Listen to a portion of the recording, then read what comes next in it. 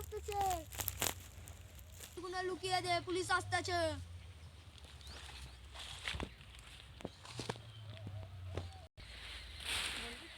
যা চন্দন কাঠগুলো লুকিয়ে দে, পুলিশ আসতেছে।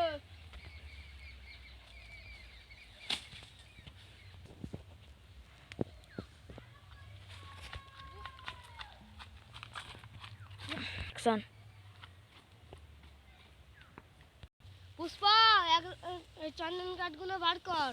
কাঠ খুঁজে পাস তোকে আমি 1 লাখ টাকা দেবো।